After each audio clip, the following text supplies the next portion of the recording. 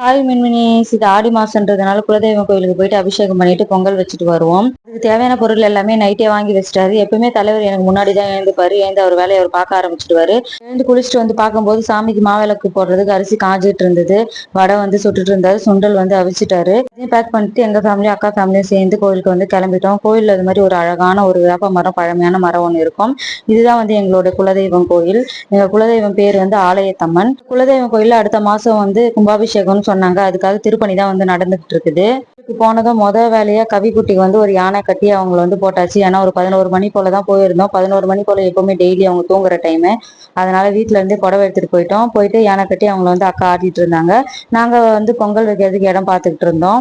எங்க ஆத்துக்காரங்க ரெடி பண்ணிட்டாங்க. விறகெல்லாம் தேடி எடுத்துன்னு வந்து வச்சு பொங்கல் வந்து வைக்க ஆரம்பிச்சிட்டோம். பொங்கல் வைக்கும்போது ஒரு விறகு மட்டும் டிஃப்ரெண்டா இருந்துச்சு. ரெட்ரோ படம் யார் யாரெல்லாம் பார்த்திருக்கீங்கன்னு சொல்லி கமெண்ட் பண்ணுங்க. அதுல இந்த சிம்பிள் வந்து இருந்துச்சு. பாரிவேலுடைய வயிற்றுல ஒரு மொச்சம் இருக்கும் இல்லைங்களா, அந்த மொச்சம் மாதிரியே ஒரு விறகு வந்து இருந்துச்சு. இது வந்து பனையோடைய பூவு, ஆனங்கான்னு சொல்லுவோம். இதை வச்சு மாவுளி எல்லாம் செய்வாங்க. எவ்வளவு அழகா அதே மாதிரியே இருக்கு பாருங்களேன். பொங்கல் வச்சுட்டு இருக்கும்போதே சைட்ல வந்து பசங்க ஹஸ்பண்ட் எல்லாமே வந்து சாப்பிட ஆரம்பிச்சிட்டாங்க.